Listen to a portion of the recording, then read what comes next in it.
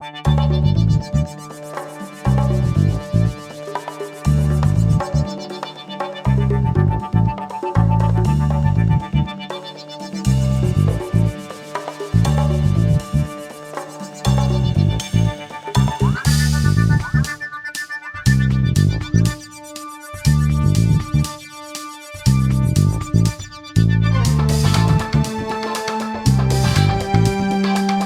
à tout le monde, écoutez, très bonne après-midi. On a pas mal appris sur cette formation. En tout cas, moi je vous demande tous de venir assister la semaine prochaine. C'est pas regrettant. Donc écoutez, il faut le faire. Il faut bouger, il faut venir sur le terrain, apprendre et divulguer sur le terrain. Voilà, je vous remercie.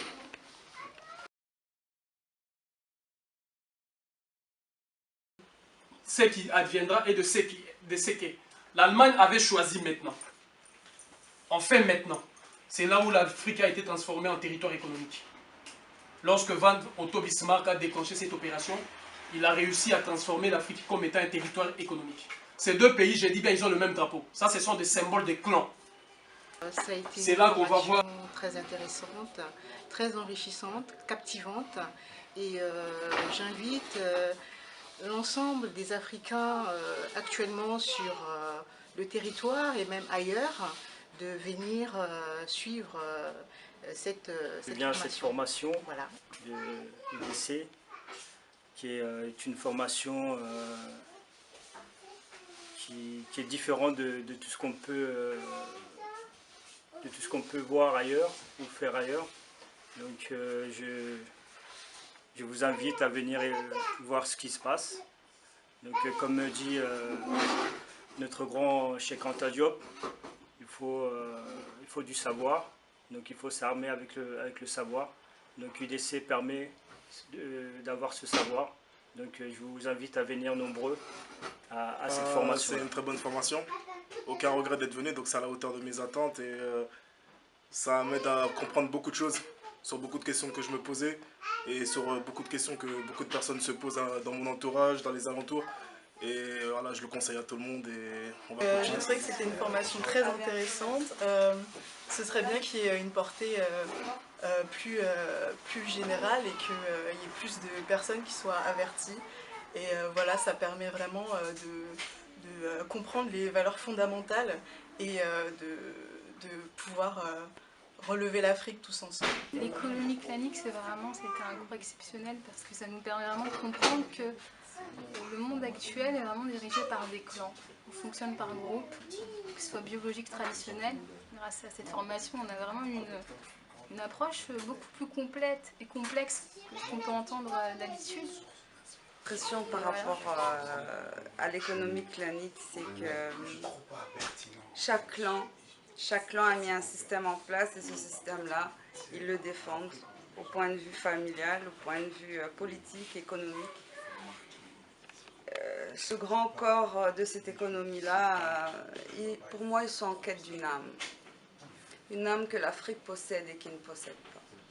Donc ils ont mis toute une institution, un système en place pour préserver ce corps qu'ils ont façonné. Donc à nous à prendre le relais, à nous à avoir nos propres clans, à nous à retrouver cette âme pour qu'on puisse de nouveau être une belle belle. de la supériorité de Dieu sur l'homme en Afrique. La conception de la spiritualité ou de monde divin en Afrique n'a été nullement ce qu'est l'approche aujourd'hui de l'Occident. C'était vraiment, même de l'Orient, c'était des orientations, des définitions qui sont complètement contradictoires, ou je dirais même parallèlement opposées. Vous pouvez voir chez les Yoruba, chez le Congo, chez le Fongbe, chez tout le peuple d'Afrique, la conception, c'est eux qui pilotent la guerre au Congo. Pourquoi? Parce que ces énergies fossiles là, et ces énergies-là qui sont derrière là, sous la terre là, ils doivent les avoir. Mais qu'est-ce qui s'est fait? Il faut la propagande. Comme la Grande-Bretagne ou le Royaume-Uni est membre permanent du Conseil de sécurité des Nations Unies, qu'est-ce qu'ils ont fait? Ils sont passés par le Conseil de sécurité des Nations, par l'Assemblée Générale, pour avoir la résolution qui pourrait permettre aux casques bleus d'aller sur le lieu. Les casques bleus vont sur le lieu, mais en réalité, quand les casques bleus arrivent, les casques bleus font la propagande en vous disant que ça, ce sont des zones sensibles, vous ne pouvez pas aller. La population a peur. La population se rétracte.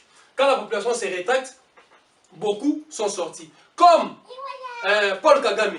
Ce n'est pas parce qu'il est... Ce n'est pas parce que Paul Kagame est ce qu'on appelle, comment vous appelez ça, et rwandais, non. C'est parce que Paul Kagame fait partie d'un clan. Il fait partie d'un clan, comme je vous disais, les clans Clinton. Les clans Clinton, c'est un clan puissant. C'est un clan qu'il ne faut pas négliger. Et ce clan-là a recruté, Yoweri Museveni a recruté Paul Kagame. Il est obligé maintenant, quand ceux qui sont au Congo, les responsables claniques de toutes ces terres, deviennent victimes de cette propagande, et ils quittent, si vous voulez, leur terre, qu'est-ce qui s'est fait? La Grande-Bretagne arrive avec les membres du clan. Mais le premier membre